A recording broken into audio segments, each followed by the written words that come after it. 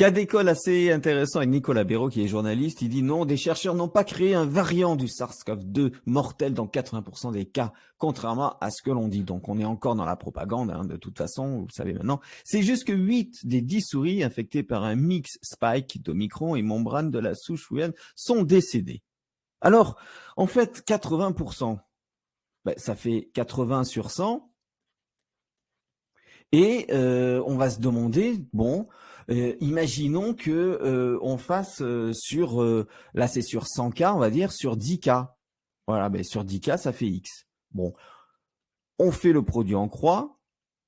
Alors, si vous connaissez pas le produit en croix, la règle de 3, je vous laisse aller regarder ma vidéo sur la règle de 3. Donc, ça fait 80 fois 10.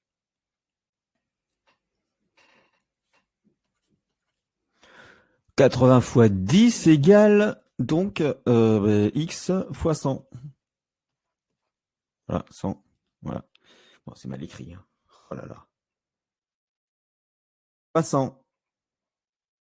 Alors, par rapport à ça, vous savez qu'on peut mettre, qu'on peut les changer de place, hein, pour que ça soit plus simple. Alors, X fois 100 égale 80 fois 10. C'est la même chose. Hein, avec le 10. Et X égale à quoi? Ça fait 80 fois 10 sur 100. On va simplifier. Tac, tac, tac, tac. X égale 8. On va me dire, mais qui se sont fiches de, ça fait 8. Et alors, regardez, 80% des cas, donc 80 pour 100, ça fait 8 souris sur 10. 8 sur 10. Autrement dit, il joue sur les mots parce que c'est bien 80% des cas, hein. C'est bien 80% des cas. Sauf qu'il joue sur les cas. Oui, c'est pas encore des humains. Enfin, des humains. C'est pas encore des hommes et des femmes. Ou des chaises de jardin, je sais pas. C'est aussi des souris. Ce sont des souris. Mais en fait, voilà. Voilà pourquoi c'est important de connaître les maths. Alors, bien sûr, il y a une deuxième méthode. Ce qui se passe, c'est que vous avez 80 sur 100. Voilà, 80 sur 100, c'est une fraction, mais ça correspond à un pourcentage. C'est 80% et 80 sur 100, c'est la même chose. Hein. Voilà. Et de l'autre côté, on a 8 pour 10. Hein, on aurait pu mettre 8 pour 10, mais on ne dit pas 8 pour 10, on dit 8 sur 10. Est-ce que ça, c'est équivalent?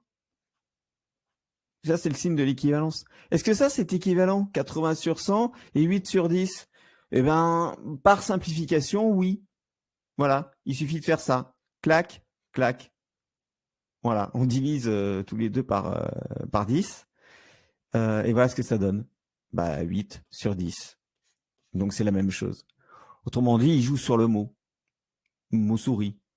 C'est-à-dire que ce n'est pas 80% des cas d'hommes et de femmes, mais 8 sur 10 de souris. Autrement dit, 80% de souris, on pourrait dire aussi.